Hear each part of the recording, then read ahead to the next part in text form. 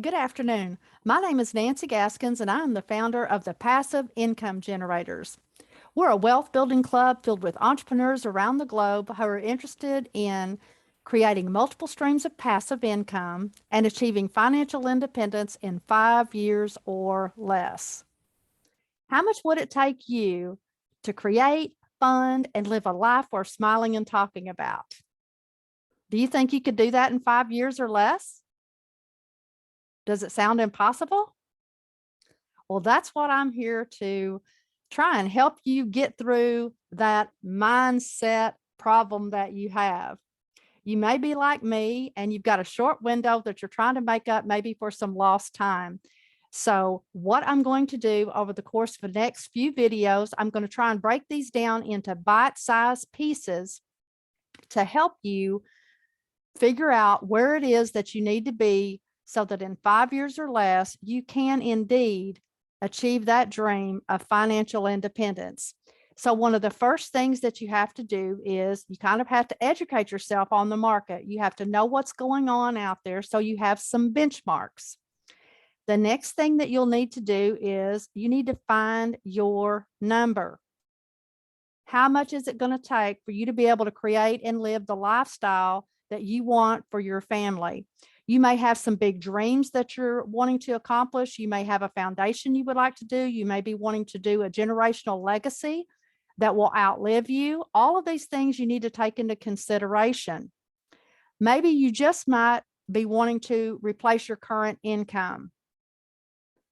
Financial independence means a lot of different things to a lot of different people. So you need to kind of have that defined, have that, kind of in your mind, what it is exactly that you're looking for. So I'm going to quickly do a screen share right quick and kind of walk you through a few of these steps. It's going to be really easy.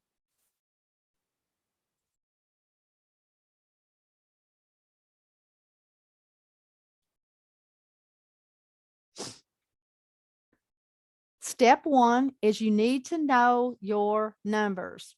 And there's a couple of different categories of numbers that you need to be aware of. First of all, you need to look and see what's available in the marketplace so that you can make sure that you're comparing apples to apples and not apples to oranges.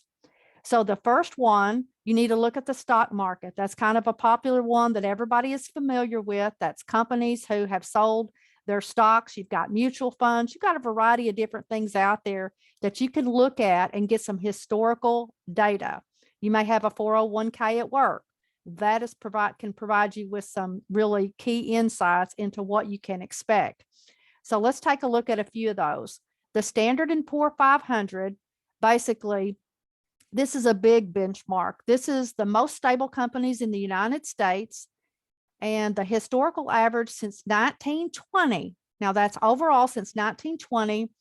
They have a 10.5% annual return average. Now keep in mind, some years are up, some years are down. Every day the stock market is going up and down, Monday through Friday. But overall, since 1920, historically, the average has been 10.5%. Next is real estate. I happen to love real estate. A lot of you may be interested in real estate. And one of the things that I love about real estate, unlike a lot of other investments, is it would be next to impossible for you to lose your entire, for that property value to go down to zero. I'm not saying it's not possible, but the likelihood of that happening is slim next to none, simply because look at this data. The worst crash in US history happened in 2008. The market lost a total of 30%. So that's 30%, not 100%.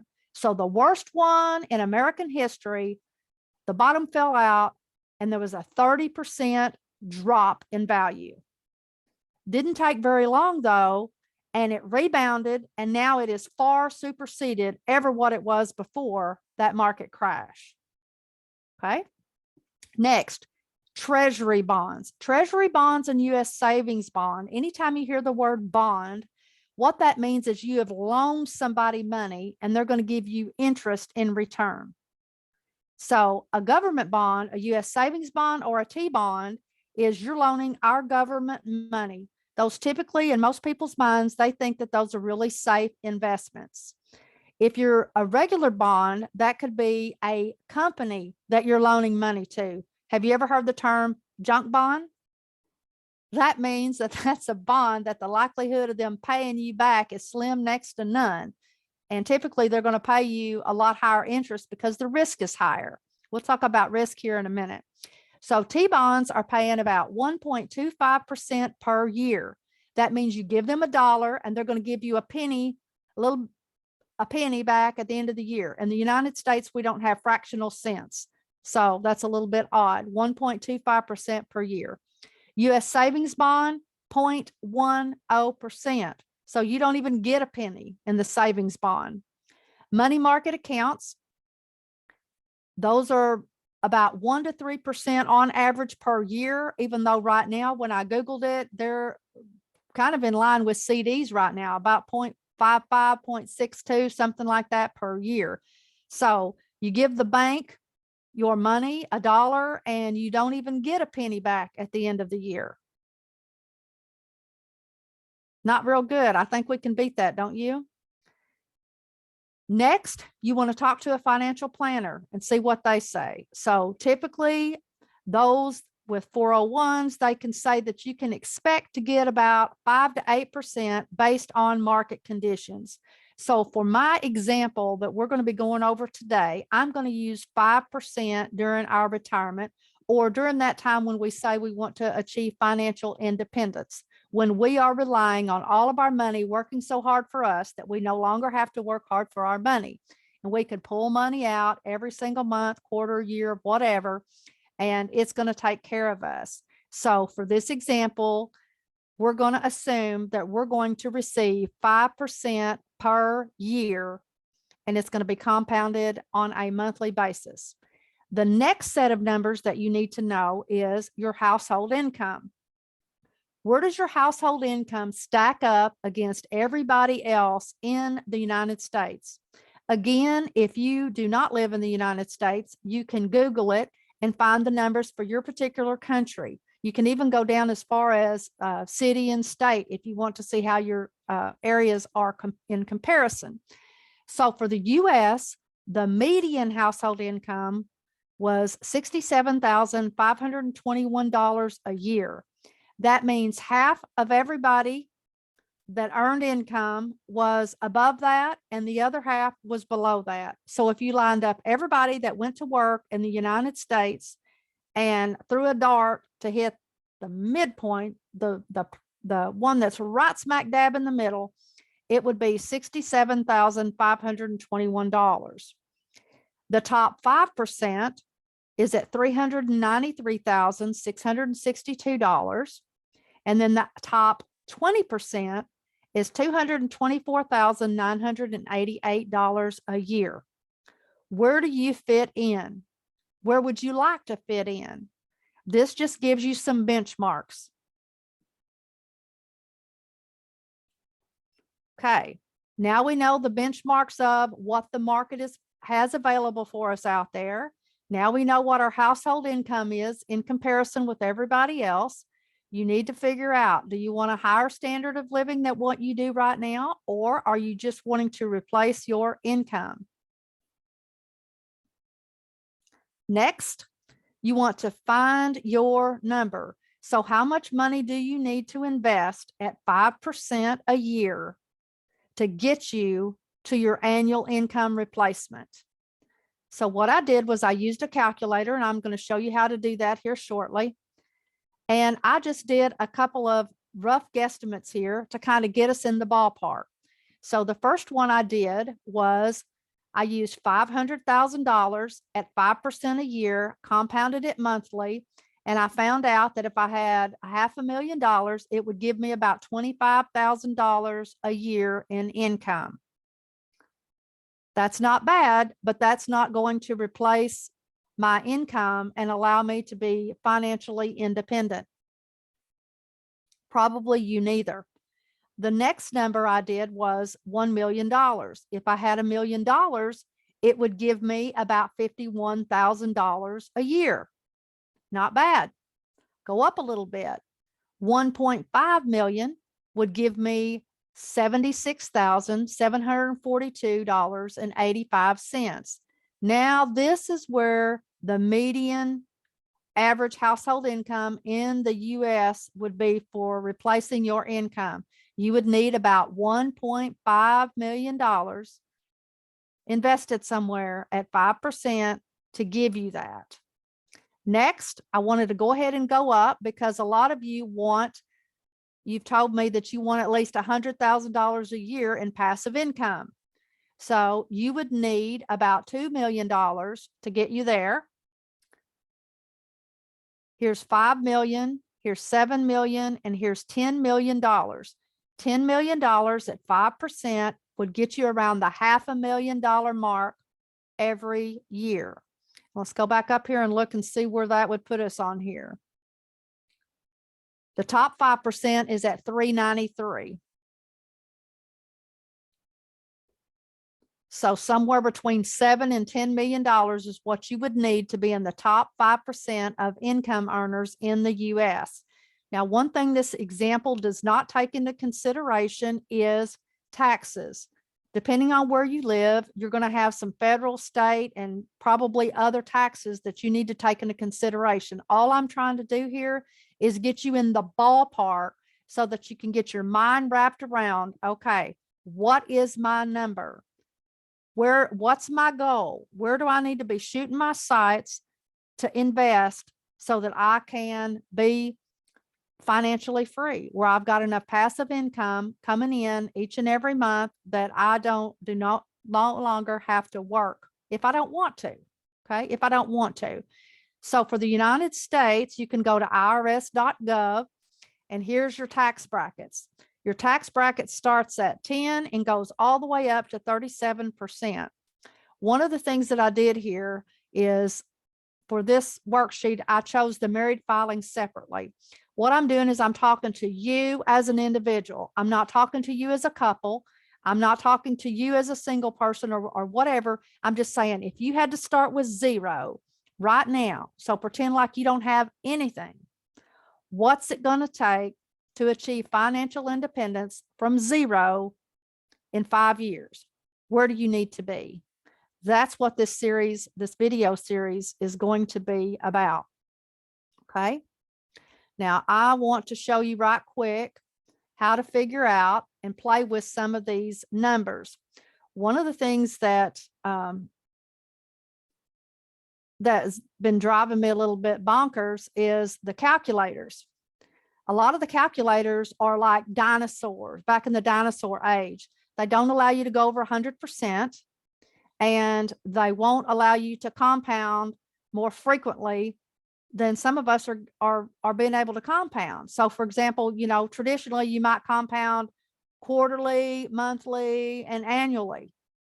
Well, some of our projects from our Wealth Builders Club, we are compounding weekly, and we get over 100% per year on some of our investments. And so some of these calculators wouldn't allow you to do that. So I've had to do a lot of stuff manually by hand on Excel spreadsheets. But yesterday I was excited because somebody posted this neat little calculator, and it allows for that. So I was like, yippee, yay, yay, yay. So you can go to thecalculatorsite.com, finance calculators, compound interest calculator. That's what you're looking for. Thecalculatorsite.com. And click on compound interest. Make sure that you're using the correct currency. And one of the first things is, let's just put a number in. Okay. What are you thinking? We're going to try and see how much it would generate. You want to try that? $2 million, 500,000, 350. We didn't do that. So let's try 350,000.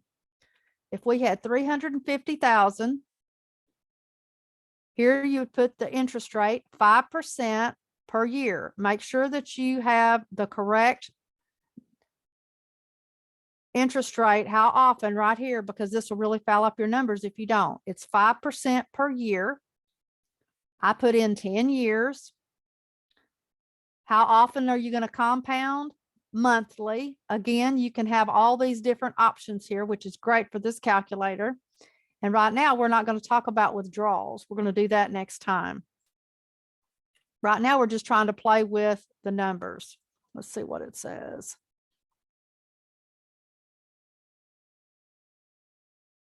It's supposed to be 350,000. Okay, let's see what $350,000 would get us. I'm going to turn this off. No inflation. We just simply are looking for $350,000 in an account, earning 5% per year for 10 years, compounding every month. What's that going to look like? Then you click the calculate button. Here it is. Here's your summary. This is so cool. I love this. So you start out 350,000. Year one, you're going to get $17,906.66. This shows if you just kept it in and kept going and never withdrew a dime, what that would look like over the course of 10 years. You would start with 350,000 and you would end up with $576,453.32. Okay. Next, let's look at the $1.5 million. Let's say, okay, we've decided we want $1.5 million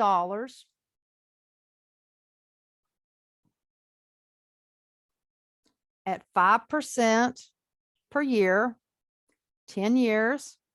Now, some of you may be a lot younger than me, but I just wanted to go out 10 years to show you what that's going to look like. How often? We're going to compound it at 12 a year. Now we're going to use the advanced option. We're going to withdraw $70,000 a year.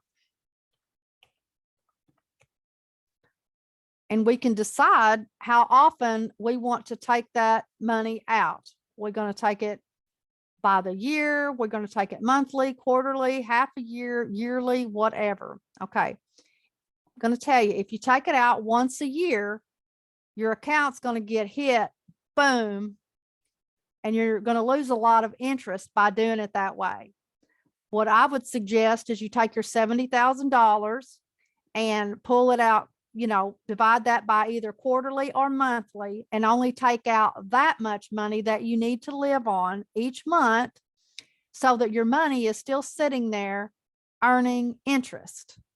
Make sense? But just for this example, we're going to take $70,000 out a year.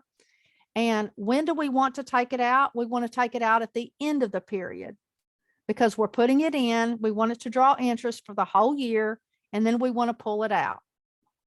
The next important key here says increase withdrawals yearly with inflation. That would be yes. Remember, we talked about how, you know, price of milk and eggs and bread and butter go up every year, along with everything else. So you want to account for that. So although you're going to start withdrawing $70,000 a year, you're going to increase that amount by 3% a year to keep up with your current standard of living. Next, we hit the calculate button. And here it is. We start out at $1.5 million. We take out 70 the first year. We take 72,100 the second year. See how that keeps going? This is, if you're not careful, when you're planning your retirement, your lifestyle will go down if you don't take into account inflation.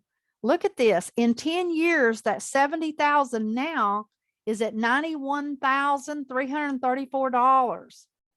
So it doesn't take long for that 3% to really add up and erode your wealth.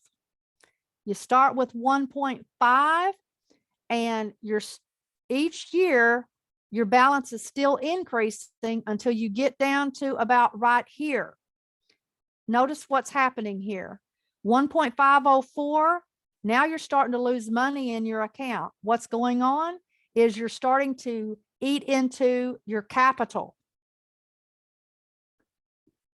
So one of the things that I want to do is I want to leave some generational wealth. I want to leave a legacy fund for my family. So you may want to do the same. You may also not have that idea and maybe you just want to spend it all. So the main thing is, depending on how old you are, is you need to make sure that you do this chart. Let's look at it for, let's say 20 years. If you were maybe 60 and you want to look at this for 20 years to make sure you're not going to outlive your money. Let's look. Let's put in 20 years. Let's see if we can do it.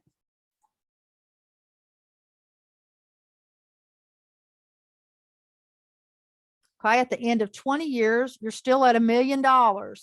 So you still have money in your account, but the standard of living is up to 122,745. Let's do 25 years for some of you youngins out there.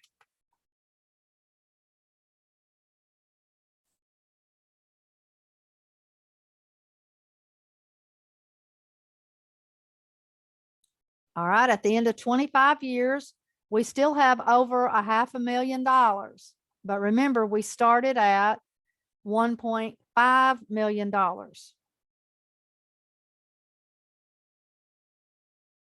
Another thing that you probably want to take into consideration is healthcare. What's healthcare going to be? How much money will you need if you have to be put into like a retirement home or assisted living or something like that? It takes a lot of money. So when we're looking at these, $1 million, you're thinking, why would I need that much money? Well, it could be because of some of your healthcare cost. Hopefully not, then, but you need to be prepared for some of that. So I really encourage you to go talk to a financial advisor, a financial planner, to help you, even if you're nowhere near even thinking about it right now. You may be just, like I said, getting started. It doesn't matter. You need to have a plan in place to start thinking about your financial future. Again, this video, we just kind of went over the overarching theme of look at the market, see what historically it's done. So you have some benchmarks to compare where you want to place your money. Is this doing better than the S&P? Is this better than the money markets? Or could I do better putting my money in a CD right now where it's extremely safe? Again, we have risk and reward. Typically, the higher the risk, the higher the reward. The higher the risk, the higher the reward. As you get older or as you near time for retirement, you want to make sure that you can preserve your capital as much as possible. So you probably don't want to be putting your money into some extremely risky investments because there's a chance that you're going to lose that money, right? So as you transition and get closer and closer, you need to be moving yourself into lower risk categories of investments. But until you get to that point, there's a lot of things that you can do. So now we have found out our number. Let's just say we're all going to agree that we want to withdraw $70,000 a year. We know we need $1.5 million. That's our target. That's where we need to be, $1.5 million. To some of you, it might as well be $10, $20 million. You don't see how on earth that you could come up with that kind of money in a short period of time.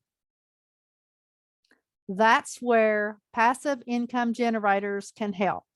So over the next couple of videos, we're going to be showing you some options and how you can grow your money and what you need to start with to get you there in 5 years or less. It's entirely possible. It's just the exponential power and magic of compound interest. My name is Nancy Gaskins, the founder of Passive Income Generators. If you'd like to learn more about our Wealth Building Club, we meet once a month, the third Tuesday of each month from 11:30 to 1 Central Time, as well as in the evening at 6 p.m. If you'd like to learn more, you can go to itraininvestors.com. That's itraininvestors.com.